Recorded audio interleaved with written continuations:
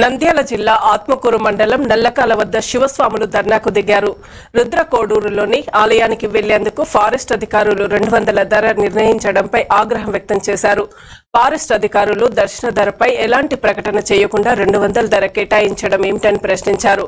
ఘటనపై ఫారెస్ట్ అధికారులు స్పందించాలని డిమాండ్ చేశారు.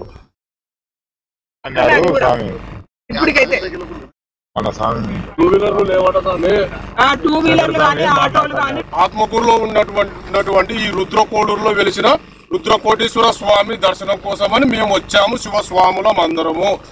కొందరు 100 కిలోమీటర్ల దూరంలో నుండి వచ్చారు, కొందరు 150 కిలోమీటర్ల దూరం నుండి, కొందరు లోకల్ స్వాములు అందరూ కలిసి వచ్చాము ఇక్కడికి. మేము ఇక్కడికి వచ్చిన ఎడల ప్రతి ఆదివారము ప్రతి సోమవారము స్వాములు పంపించేవాళ్ళు.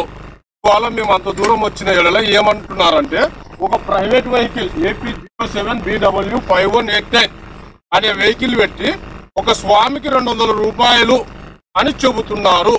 మేము అంత దూరం నుండి పెట్రోల్ పోసుకొని వచ్చే దగ్గర మాకు దగ్గర డబ్బులు లేవు సమంగా. మేము 200 పెట్టి ఎలా వెళ్ళాలా గుడికి దర్శనానికి? ఇదే మాట ఒక పేపర్లోనో ఒక టీవీలలోనో లేకపోతే ఒక ఏదో విధంగా చెప్తే మేము రాము.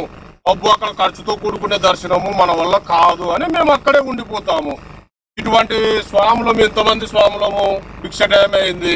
మేము ఎక్కడికి వెళ్ళాలి ఇప్పుడు? మాకు రుద్రకోటేశ్వర గుడిలో అన్నదానం ఉంటుంది, ఒకటేసారి దర్శనం చేసుకొని వెళ్దామని వచ్చాము. ఇప్పుడు మేము ఎక్కడికి వెళ్ళాలా? దీనికి పరిష్కారం ఎవరు?